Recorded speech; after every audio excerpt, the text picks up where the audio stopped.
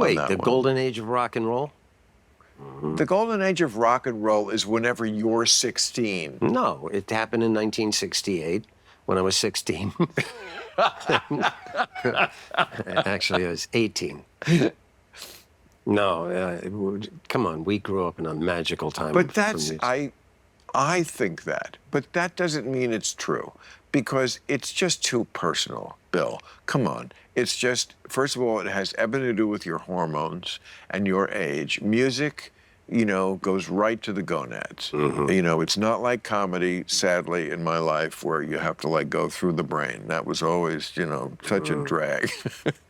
But music, right to the gonads and right to that pulsating part of your body, your lizard brain, and it's why it's basically music for, bought by people under 25. Once you're post 25. Hold on, I'm not saying there's not great music out there now. There's a lot of trash out there, and there was a lot of trash when we grew up, but man. Oh no, most of what's out there today is music. shit.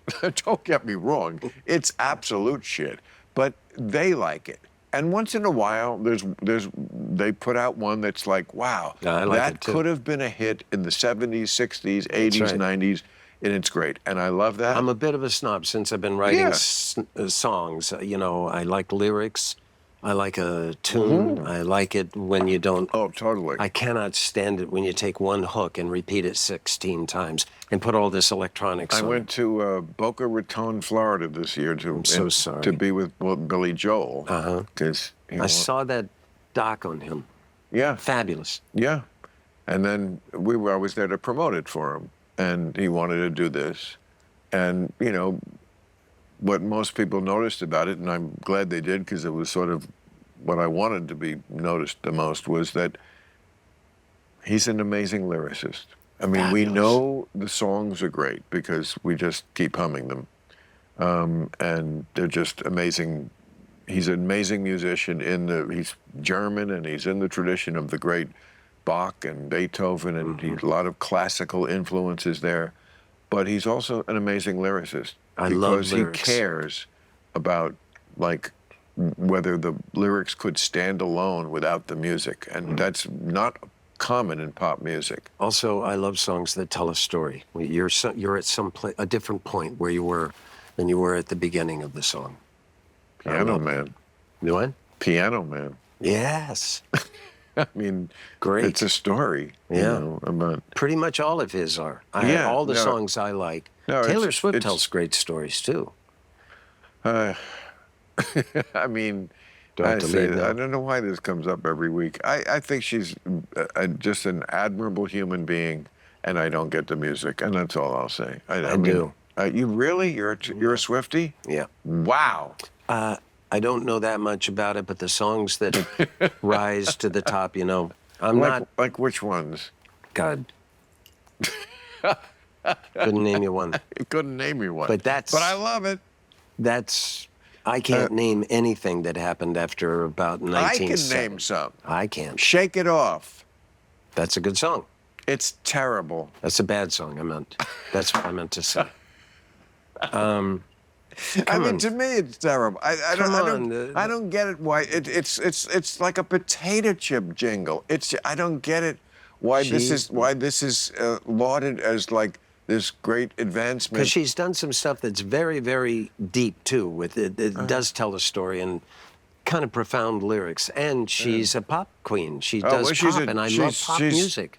I always say this: you cannot ever deny success. You just have to give your respect. Even if it's not your thing, don't have the humility to give it up for enormous success on any level.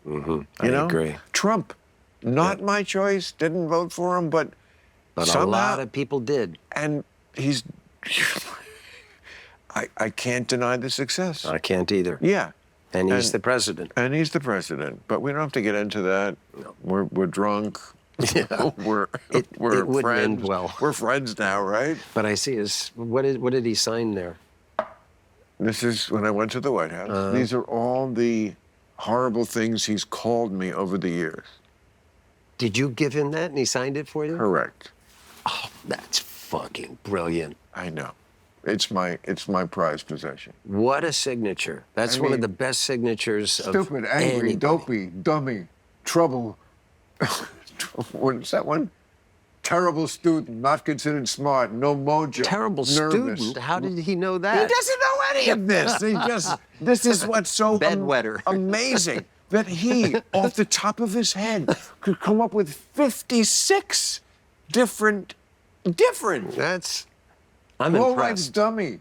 So-called comedian, not a smart guy. Better than Sominex, fired like a dog.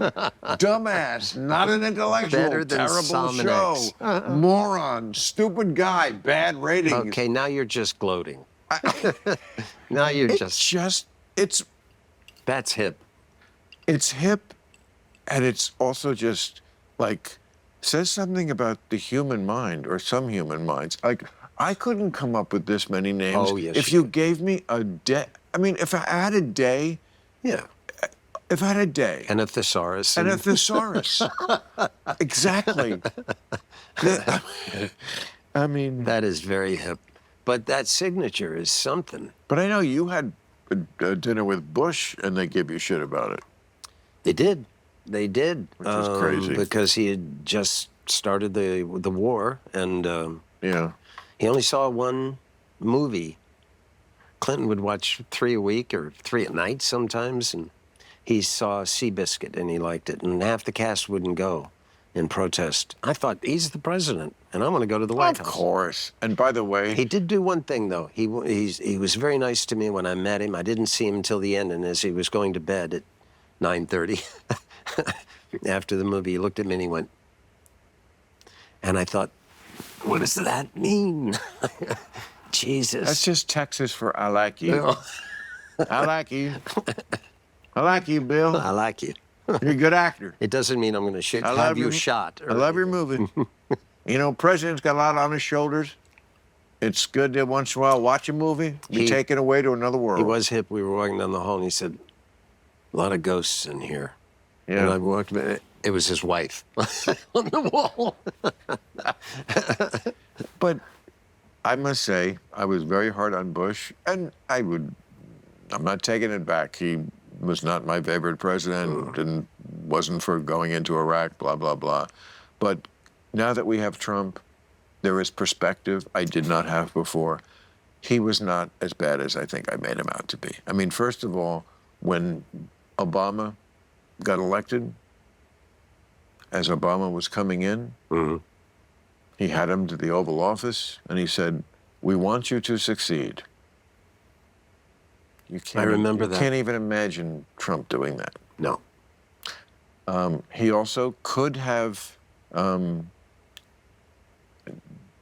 handled it very differently, but when Scooter Libby, who was the second in command to Dick Cheney, was caught doing something, he didn't back him.